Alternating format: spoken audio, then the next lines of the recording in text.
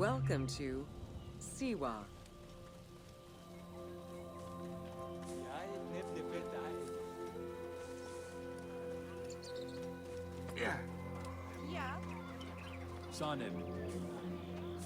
The Siwa Oasis is in the western desert of Egypt.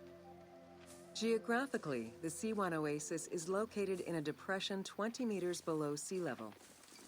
Its natural springs and warm climate aided in the bountiful production of date trees. Though clearly influenced to some degree by Egyptian and African culture, the area's isolation resulted in a unique society and language. While they worshipped the same deities, Siwan temple architecture differed from traditional Egyptian temples.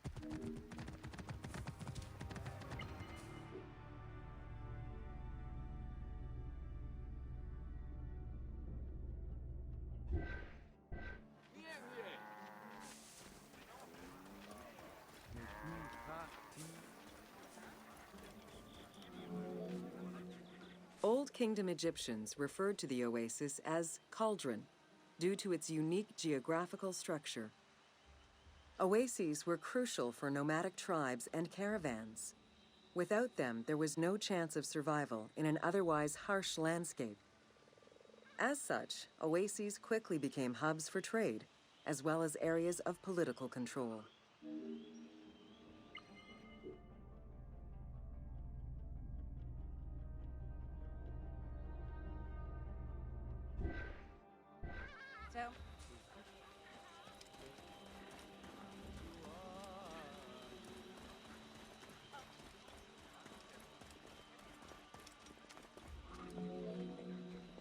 Because of the dry climate, there is very little rainfall to sustain the oases. Instead, underground rivers flood the natural basins. Since many oases have a north-south orientation parallel to the Nile, some geologists suggest they were once tributaries of the mighty river. There is evidence that ancient Egyptians attempted to create some oases.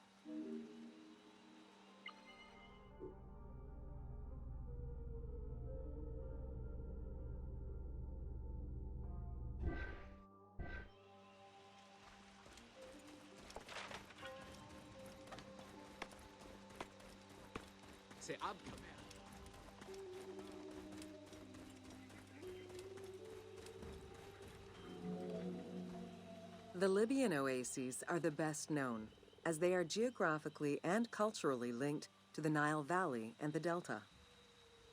These western oases have a distinct geology from the other regions of Egypt.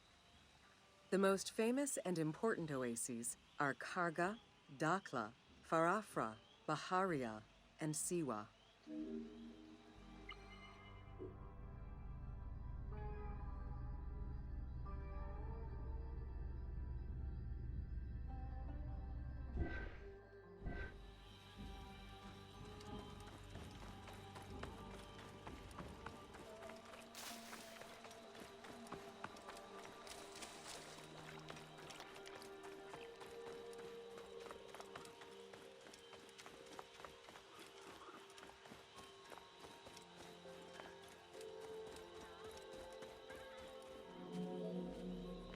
The Spring of the Sun is one of many thermal sources in Siwa, with the particularity that Cleopatra would have bathed in this one, giving it its name.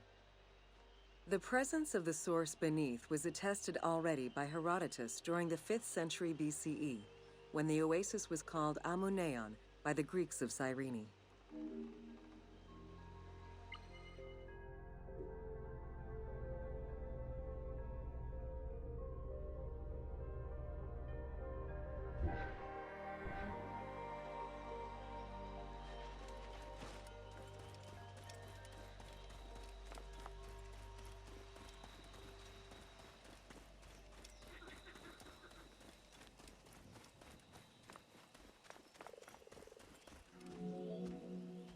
Oracles predicted the future, delivered omens that could be more or less obscure, and offered divine guidance. The Siwan oracle was considered one of the 3 greatest of the ancient world, alongside the oracles of Delphi and Dodoni.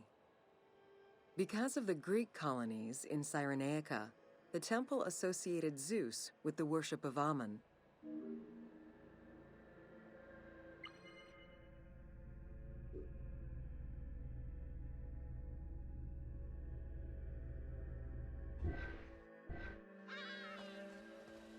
Nia, Nia!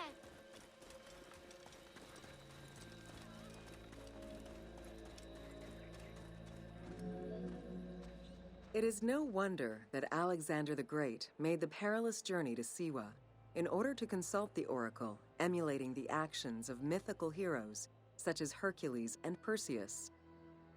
This action earned the approval of the oracle, who validated his claim as Pharaoh of Egypt. He was confirmed as the son of Amun, conferring upon him the most legitimate claim to date of all Egypt's foreign invaders.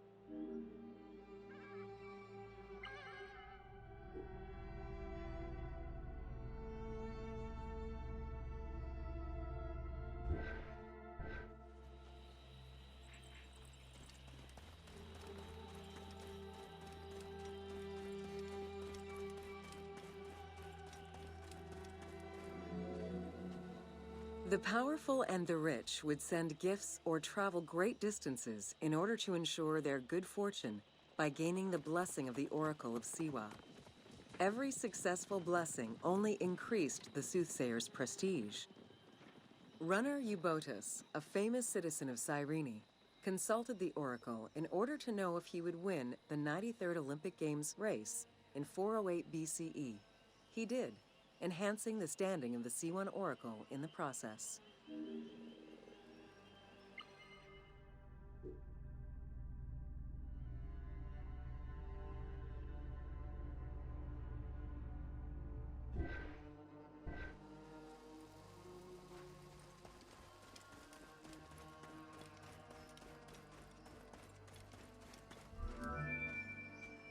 The Temple of the Oracle of Amun was built in the 6th century BCE by Pharaoh Amasis.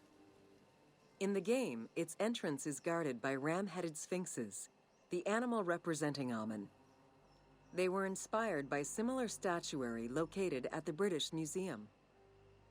Another option would have a Greek-influenced representation of Zeus Amun, a human-headed sphinx with horns.